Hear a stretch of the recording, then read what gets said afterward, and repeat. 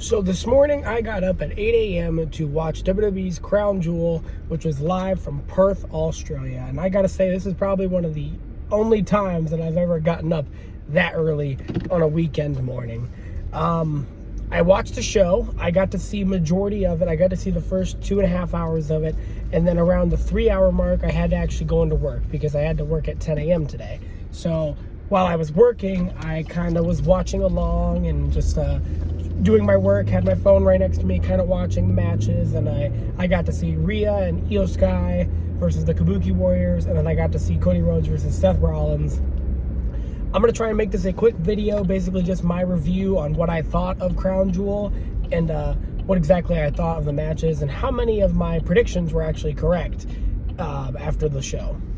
So the match that actually kicked off the show was Bronson Reed versus Roman Reigns in the Australian street fight match. And honestly, it was a very good opener, and I thought it was a very good match.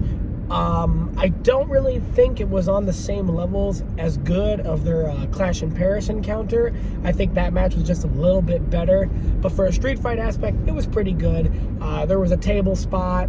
The main thing that really we need to talk about the whole thing with that match is the ending. The ending honestly kind of came out of nowhere, and as I got wrong in my predictions, Bronson Reed actually beat Roman Reigns and then pinned him 1, 2, 3. Did he do it by himself?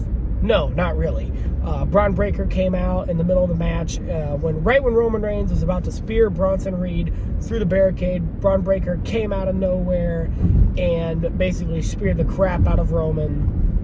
And then Breaker was in the ring. He was interfering in the match longer. And we already knew it was only a short amount of time before we got the Usos coming out. Now, I was not aware on Monday Night Raw that Roman told the Usos that he didn't want their help. But I guess that was something that went down. So the Usos come out. They try to help Roman Reigns. They brawl with the Brawns a little bit. I forgot to mention, before the Usos came out, Bronson Reed and Braun Breaker did almost a shield powerbomb to Roman Reigns to put him through the announcer's table. But like I said, after the Usos come out, like they're brawling with the Brawns a little bit, and then the table is set up in the corner of the ring, and Roman finally, he takes out Braun Breaker, and they get him in a position to where, or I think the Usos took out Braun Breaker with a 1D, so Braun Breaker was out of it, and then Roman had Bronson Reed all alone. Jey Uso was pretty. Jey Uso went for a spear on Bronson Reed and ended up spearing Roman Reigns through the table instead. And then after that, Bronson Reed Braun Breaker ended up taking out Jey Uso, and then Bronson Reed dragged Roman into the corner and hit him with a tsunami and pinned him 1, 2, 3. Honestly, an unexpected ending to that match. I don't really know exactly where all they're going with this. They have already done the whole Bloodline saga and the Jey Uso and Roman Reigns saga, so I feel like that is slightly overdone. But who knows? With this going on, they might actually be able to put some new life back into that feud and everything. So yeah, like I said, it was a good match all in all. Pretty good street fight, I would say. ESPN said it was a tame street fight. With WWE, whenever they say street fight, I really don't expect it to be a crazy bloodbath or anything like that. So I would say it was a pretty solid match. Then the next match was Stephanie Vaquer versus Tiffany Stratton for the Women's Crown Jewel Championship. Don't really have a lot to say about this match. It was very good. It was very short. I'd say it probably only ran for about 10 to 12 minutes, if even that. But I will say Tiffany and Stephanie definitely have a lot of chemistry in that ring. These girls were pulling out some moves that I haven't really seen out of Tiffany and out of Stephanie. Well, I know Stephanie has done a lot of her moves recently, but there were some moves that Tiffany was pulling out that I really haven't seen a lot of. And one example was that cartwheel into the Alabama Slam. I thought that was just beautifully done. I've seen her try to do that before on other opponents, and it never ends up looking as good as it did on Stephanie Vaquer. My prediction was right with this one. Stephanie Vaquer did beat Tiffany Stratton. I just had a feeling that they weren't going to try and kill Stephanie Vaquer's momentum. Tiffany's been a champion for a while already. It really would have made no sense to keep Tiffany winning, especially when they just gave the championship to Stephanie Vauquer. I feel like they need to build up on her momentum more. Like I said, solid match, really nothing to complain about. They definitely have chemistry, and I could definitely see this being a story revisited later on in the future, maybe even possibly a WrestleMania women's match. But yeah, good match. The next match was by far the match I was looking forward to the most. It was John Cena versus AJ Styles 4. This is the fourth time we've seen these guys face off against each other in their careers. And I will say, honestly, this match was just as good as the others, maybe even a little better. Now, a lot of people are coming out of the gates saying that I'm seeing a lot of mixed reviews on it. I'm seeing people saying, oh, great match, absolutely amazing, loved all the callbacks, loved all the tributes, loved everything about it. And then some people are saying it was just an absolute finisher fest and made finishers look weak. There are certain types of people that will like this match, and there are certain types of people that won't like this match. I happen to be one of those people who loved this match. They were doing callbacks and references to all sorts of people. It pretty much all started even with the entrance. John Cena made his great entrance, and the announcer introduced him as the greatest of all time. And then right after his introduction, he hands a little note to Alicia Taylor, the ring announcer, and the note says, the definition of total non-stop action, which is TNA, which is where AJ Styles came from, one of the foundation of pretty much TNA, basically gave him this whole special introduction, the sole member and leader of the Bullet Club, and that even had AJ looking shocked that he even said that. It was just really nice to see John Cena be like, you know what, no, I'm not the only great one in this match. We need to acknowledge what this guy has done for not the company, but for the sport as well. So after the ring announcements, we get into the match, and it was, of course, it was pretty good. These guys were hitting each other hard, back and forth. It took a little bit for Cena to kind of actually get some momentum on in the match. But once he did, he got it nice and quick.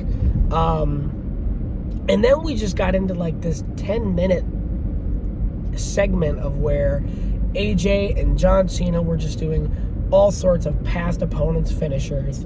It started out with a skull-crushing finale out of nowhere, which is basically a call-out to The Miz or a callback to The Miz. I hope we do kind of get maybe one more John Cena versus Miz match. I don't know where they would fit it in, maybe on the Raw at Madison Square Garden, or maybe even the Raw in Boston. They could really do it at any of those locations. I don't think Miz is going to be John Cena's final opponent, though.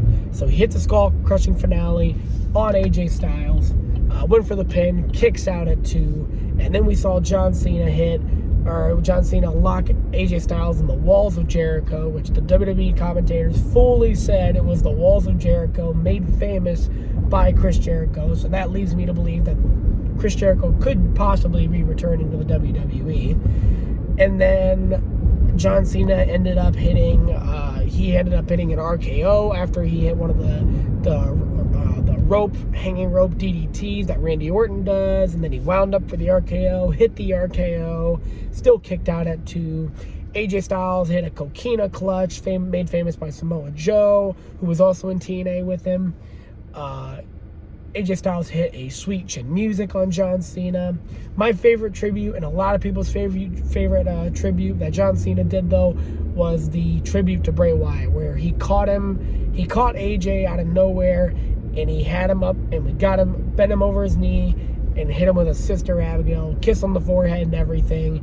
And then it was so cool. The whole arena in Perth really just started showing. The Fireflies had their flashlights out, and it was just a really cool sight to see. And you could tell that moment meant a lot to John Cena, because Bray and John Cena had a pretty crazy rivalry, and John Cena stated time and time again that he loved working with Bray because Bray was pretty much capable of doing anything. I could go on and on about this match, but I'm trying to keep this a shorter video. Like I said, if you did not get to watch this, or if you did not get to watch Crown Jewel, I would solely go back and watch it just for this match. It was honestly fantastic. I was wrong with this prediction. I thought, honestly, AJ Styles was going to pick up the victory, but it turned out John Cena picked up the victory. And the way he did it, he caught AJ Styles coming off the second rope after even all the finishers that they traded, caught AJ Styles, rolled him through. We thought he was going to lift him up on his shoulders, hit him with an AA. Instead, turns him around, tombstones him, rolls him through, hits him with an AA, and pins him 1, 2, 3. And just what a hell of a match. And my girlfriend, who doesn't even really watch wrestling or doesn't really, is not as into it as I am, she was even into it, and she was even, just amazed at what those guys were doing and how long they went on for. So, yeah, in my opinion, great match. Like I said, some people might like it, some people might not, but I loved it. And then we get into the Rhea Ripley and Io Sky versus the Kabuki Warriors. Now, I was kind of on my way to work during this match, so I didn't get to see a lot of it, and I was kind of just getting into work, so I was pretty much very, very, very busy at the time. But from what I saw, it was a good match. It was a good tag team match, and the right winners came out on top. Rhea Ripley and Io Sky ended up beating the Kabuki Warriors, which I can't remember my predictions video. Maybe I predicted the Kabuki Warriors to win. I feel like I did, but I was also wrong in that prediction if I did. But like I said, great match. I'm probably going to try and maybe go home and rewatch it whenever I can. But yeah. And now we get into our main event, which was Seth Rollins versus Cody Rhodes for the Men's Crown Jewel Championship.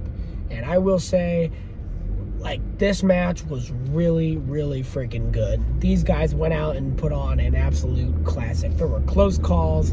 I'm not going to talk about this match for long. Like I said, I'm trying to keep it a shorter video. I've got some stuff going on, and I'm actually headed to where I need to be right now, and I'm about to get there. But all I will say is, having this be another chapter with Cody and Seth, I think was perfect. This perfectly fits their trilogy of matches. It was great.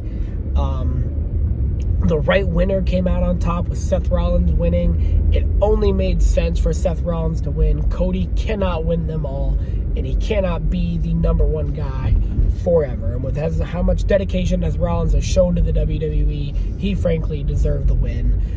He got the win by not having the Bronze come out and help him. Nobody interfered in this match. Nobody came out to help him. The ref ended up getting knocked out, and then Rollins ended up punching Cody Rhodes in the head with the watch that Seth Rollins gifted him, or with the watch that Cody Rhodes gifted him after WrestleMania 40, after Seth Rollins helped him pick up the victory. And then all of a sudden Rollins hits a curb stomp on Cody and pins him 1, 2, 3. Great freaking match. If you have the time, definitely go back and rewatch it. It was a great main event. They were pulling off all sorts of freaking stuff. Cody Rhodes at one point even hit an avalanche crossroads, which I don't even think we've ever seen before. I thought maybe he did it at SummerSlam, and I still could be wrong about that, but I honestly don't think he did. Rollins somehow kicked out of it, and the commentators were shocked. I was shocked. Everybody was freaking shocked. But yeah, if you get the chance, please go ahead and rewatch this match. Give me your opinions on what you thought of Cody Rhodes versus Seth Rollins. Sorry to make this video a little shorter, but I hope you guys enjoyed Crown Jewel. If you did watch it, if you didn't, go ahead and go check it out. Honestly, it was better than WrestlePalooza, and it honestly was on the level of Clash in Paris, of SummerSlam. Only thing I would have done maybe to make it a little better was maybe add one more match in there, or they even could have thrown that last man standing match in there between Damian Priest and Aleister Black, and I think that even would have spiced it up just a little bit more. But honestly, I would give this pay-per-view an 8.9 out of 10. The only reason I don't give it a full 10 is, like I said, I feel like they could have gone a little longer. But even with that being said, it was still a great show. So I'll see you guys in the next video.